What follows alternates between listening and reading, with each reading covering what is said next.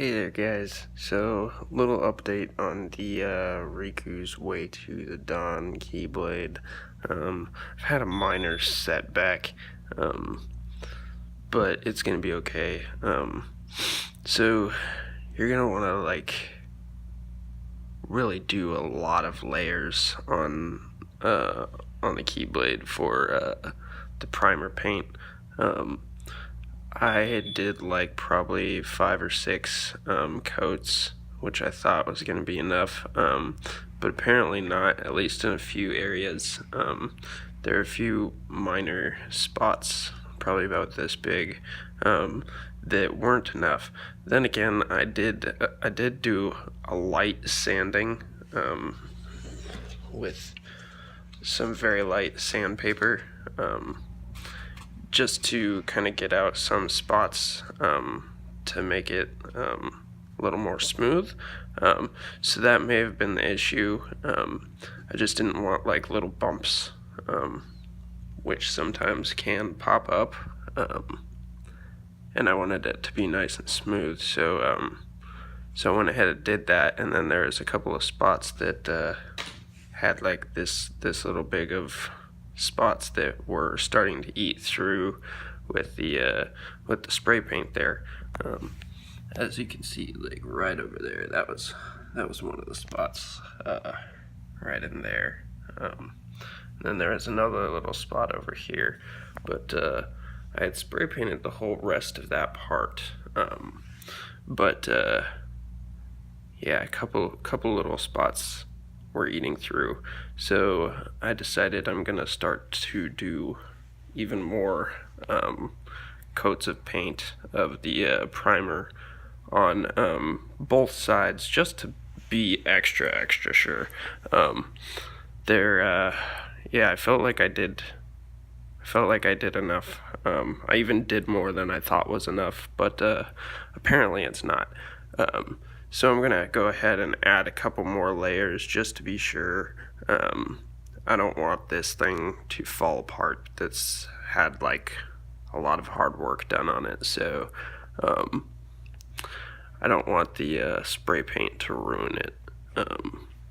So I'm gonna go ahead and do more layers, and in the meantime I decided to work on the keychain.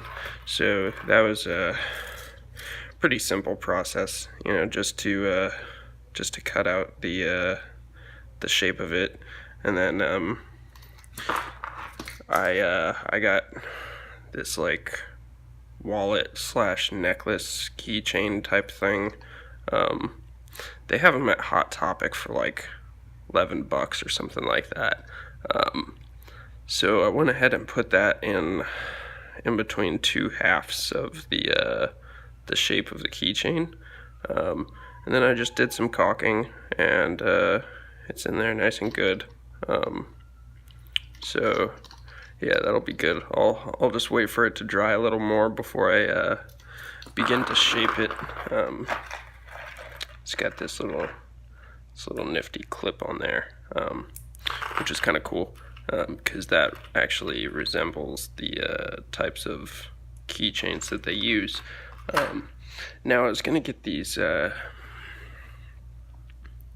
needle-like hooks, rather than poking a hole through the end and putting the keychain through the hole. I didn't want to do that, but I'm thinking about getting, it's I don't know the word for it, but it's needle-like, so I'm thinking about jabbing it in the very end, and it has a little notch on it.